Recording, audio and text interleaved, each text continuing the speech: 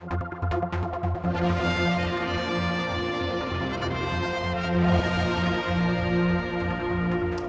with Juan Watterson Home Affairs, and the Emergency Joint Control Room now is almost 10 years old, which is kind of staggering.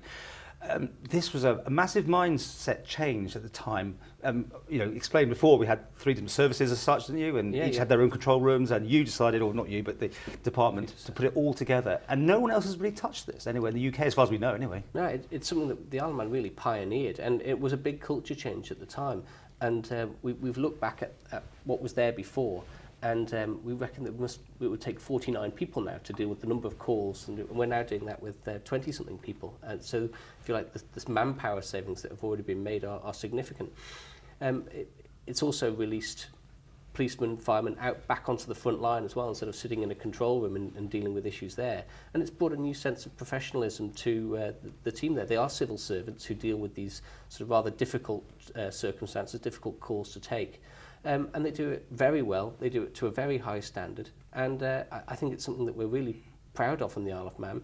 We've led the way. We haven't really been copied, but it's had interest from not just the UK, the Middle East, and further afield as well, in terms of this being a model of best practice that is being held up. Well, I remember there being a bit of pain at the time from the department saying, will it work, won't it work? It's all gone, it went quiet afterwards, so I assume it is a model that works. But yet again, no one has followed. Why?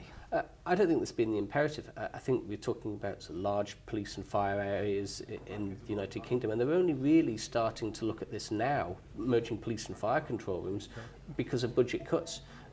Of course, there's also the labyrinth of different structures in the UK between local authorities, the different government departments. So it's a slightly more complicated landscape to operate in.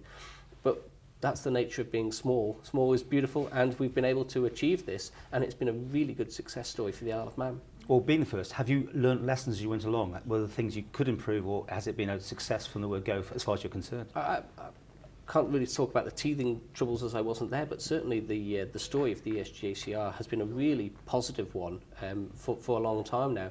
We're up at around 4.5 million calls, 1/3 999 calls, and the feedback that you get from the ESGACR, the people who have called in and used the service, is phenomenal. It's really efficient, it's really quick, and people are dealt with very professionally.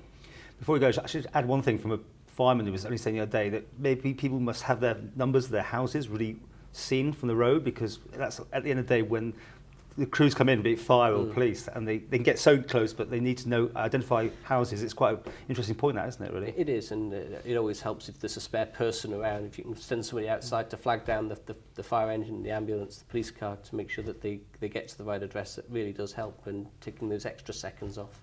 So, I mean, anything else to add on that? I mean, is there any more you want to put into this service, or is it just going to carry on as it is? I think it's a great model, it works really well. If it ain't broke, we're not looking to fix it. And the ESGACR is one of the island's real success stories, held up as a beacon of best practice around the world.